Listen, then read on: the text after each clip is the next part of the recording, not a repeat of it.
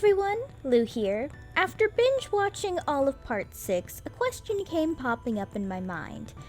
Is it a question a million JoJo YouTubers probably already talked about in some form or another?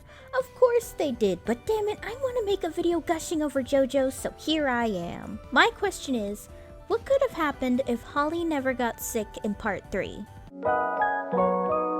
Spoilers for JoJo's part 1 through 6, but I'm not spoiling how part 6 actually ends, just a hypothetical way part 6 would end in this scenario. For those who are new to JoJo's or need a refresher, the events of JoJo's part 3 take off when Holly Kujo, Jotaro's mother, becomes deadly ill because she's not mentally strong enough to manifest a stand. Because JoJo logic dictates that if your great-great-grandfather's dead body gets pierced with a stand arrow, Dio being alive and using Jonathan's body kind of forces every living Joestar to receive a stand. Also something about stand user families having a psychic link or something. This includes Josuke, Joseph's affair child, who also becomes deadly ill like Holly because he was too young to receive a stand by force, and Giorno, who was born with his stand. Now I suppose the real question to this theory is what would happen if Holly and Josuke never got sick, but we don't actually know if Josuke could have recovered on his own. In my personal opinion, because Josuke seems to have a pretty good handling on Crazy Diamond, I'm gonna say in this question that Josuke could have recovered on his own because the guy who pushed their car in the snow gave him the mental strength he needed to handle his stand. In this hypothetical, with Holly never getting sick, this means Jotaro probably would have just spent winter vacation with Kakyoin back in Japan. Cause to be honest, Jotaro didn't seem all that concerned about Dio until his mom got sick.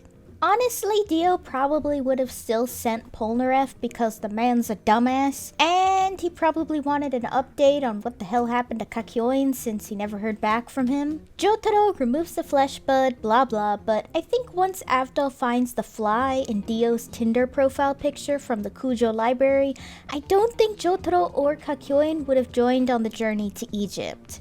Although Kakyoin speaks about how he wants revenge for what Dio did to him, he above all wants to repay Jotaro back for saving him from Dio's mind control, so his own loyalty to Jotaro and admiration of how Holly probably reminds him of his own mom or something, that's pretty much the whole reason he joins the Crusaders in Egypt. Okay, so without Kakyoin and Jotaro, Polnareff really would be the only one to go because he's a chivalrous himbo, and he's looking for J-Guile to avenge Sherry. So I guess it turns into Joseph's Bizarre Adventures. Would they have survived?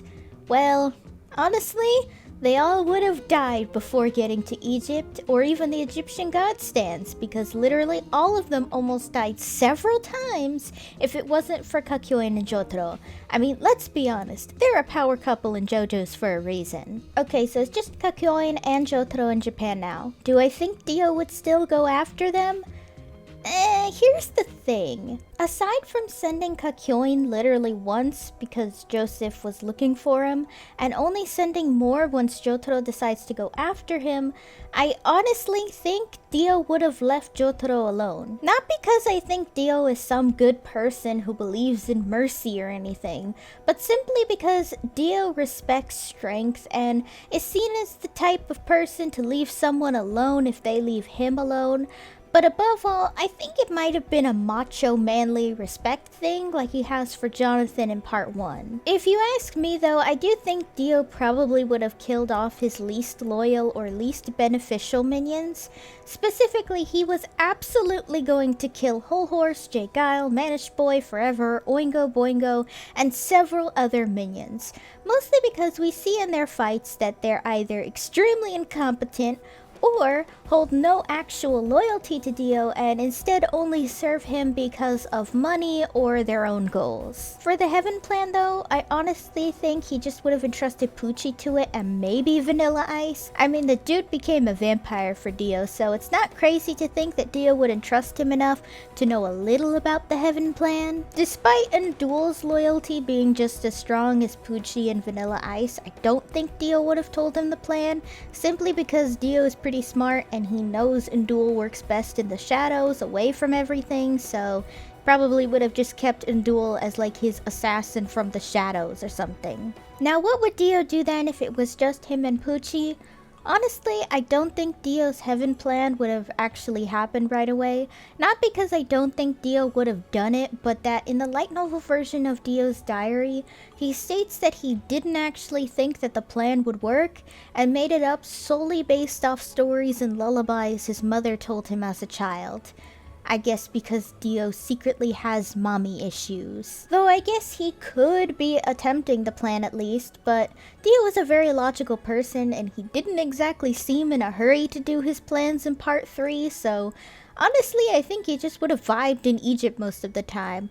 I mean, he would still be killing and impregnating innocent women, and presumably men, because we all know Dio is bi, and that's not good to kill people, but hey, at least Jotaro would live a relatively normal life, and Kakyoin would be alive. I do think Jotaro would probably be hurt by Joseph's inevitable death, and he clearly still does care about his family, so it's not crazy to think he'd still take over the Speedwagon Foundation, and Kakyoin is clearly his second in command because they are besties. The events of part 4 I do still think would happen, mostly because Enya only had one arrow when she gave Dio his stand, and her giving arrows to people around the world sounds like it happened before Dio's death, since she died before Dio, obviously. Though as I said, Joseph obviously dies in this hypothetical because it's him and Avdol Polnareff trying to stop Dio. Either that or Joseph's dumb luck saves him last minute and he's just gravely injured but can still use Hermit Purple. Not holding my breath on that one, so let's just say Joseph is dead to make things interesting. Now, part 4 gets a little complicated about the first entire arc in part 4 because it hangs on the fact that Okuyasu and Keisho's father turns into this gross chicken thing because Dio died and his flesh bud had a failsafe to fuck over his minions. It's not super crazy in my opinion to assume that Dio would have still fucked over Okuyasu and Keisho's father because he'd stopped seeing him as useful at some point. I mean, the man turned into a selfish bitch, so maybe Dio just didn't see him as useful anymore because he was too selfish. Also, Dio is a vindictive bitch. How Jotaro would have found out about the Nijimura brothers having a stand arrow is kind of interesting in this AU. As we see in the Josuke and Whole Horse manga, Kakyoin is actually from Morio, so it's possible that he went back to his hometown for whatever reason and noticed a large amount of stand users coming out of the woodwork, or did some digging.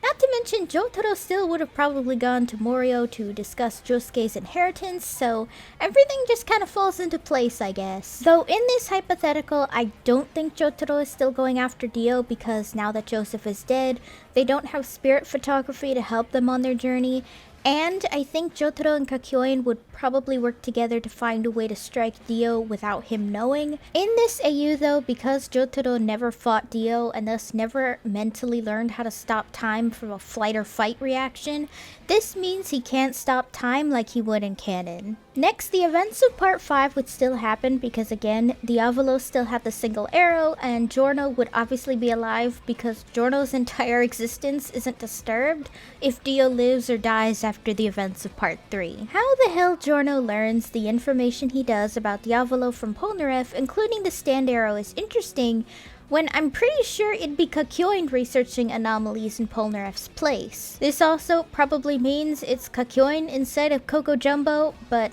I guess my beloved cherry boy can't have a happy ending no matter the AU. Remember that fate does play a huge part in JoJo lore and interactions, even when characters are in different timelines, so it kinda helps make things easier in writing this huge ass hypothetical since fate kind of writes itself. I do think that because Dio never sent anyone else after Jotaro because he sees Jotaro hasn't tried coming after him and let him be, this probably means that Jolene had a much better childhood, and I don't think would have ended up at Green Dolphin because Jotaro probably kept her out of trouble and helped her a lot in life to have a better path, so I don't think part 6 would happen in the way we know of it. Yes, that means Emporio, Hermes, and Anasui would still be in prison, Weather Report wouldn't remember who he is, and Foo Fighters wouldn't exist in general, but that's beside the point. I think Dio himself would have probably traveled to see his sons and whether or not they're worthy successors to his name. I mean, let's be honest, Pucci only uses Dio's other sons in part 6 because he was starting to run out of options. What Dio does next though is hard to say because it's not exactly insane to assume Dio probably would have killed the sons he deemed unworthy of his bloodline. This probably means killing Ungolo and Ball of Anxiety Rikiel because Dio does not like people he does not deem useful to him. Obviously, we know Giorno would be alive, and I feel like he'd let Donatello live because he sees a lot of potential to be Giorno's equal. This kinda leaves part 6 in a bizarre but interesting place. I think to kinda just play up on this hypothetical, it would be cool if part 6 was Dio coming into Donatello and Giorno's lives by manipulating both of them and doing his heaven plan for him. Meanwhile, Jotaro secretly meets with Giorno and lets him in on the whole truth about Dio, so Giorno immediately is highly sus of his father, but plays along because remember, Giorno is extremely perceptive and a damn good manipulator. Because Dio didn't want to do the heaven plan himself, he likely would use Giorno and Donatello and pit his own sons against each other by making them complete his heaven plan for him, so he can prove which one is a worthy successor to his name. Giorno, again, playing along, acting like he wants his father's approval, while Donatello actually wants his father's approval. So it's actually kind of cool to think about Pucci and Dio being scheming boyfriends, while Giorno and Donatello are constantly at each other's throats, and maybe in the end, Donatello somehow activates Made in Heaven, only for Giorno to use Golden Experience Requiem to reverse its effects. Then beats the shit out of Donatello and Pucci by sending them in a time loop death, and this super thought-provoking conversation between Dio and Giorno maybe something surprisingly inspiring by Giorno telling Dio that he's never needed him because he knows how to stand up on his own without his father's help, which does play into JoJo's part 4 through 6's main themes of daddy issues. Of course, after the confrontation, Giorno sends Dio into a time loop, and maybe using Golden Experience Requiem to reverse Dio's time stop if he tries to attack Giorno because it's an OP stand, and the coolest part to me would be Dio's time loop specifically sending him to every timeline where he could have and was supposed to die.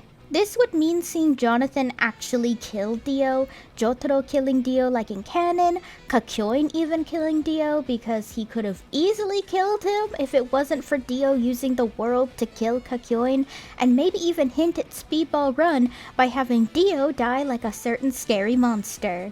With that would be the end of part 6 in this alternate universe. It's really interesting to me how all it takes for JoJo's to turn into a completely different story is literally if one character gets sick or dies.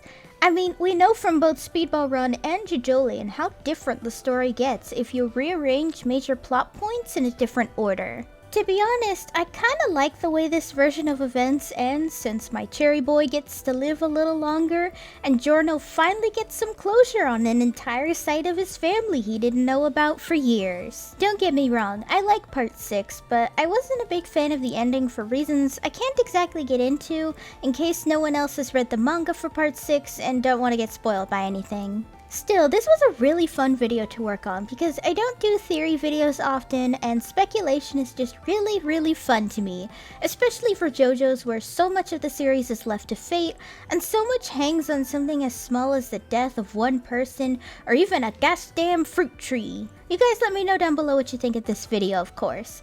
Did you like this speculation video? Would you want to see more of it? As always, feel free to comment down below.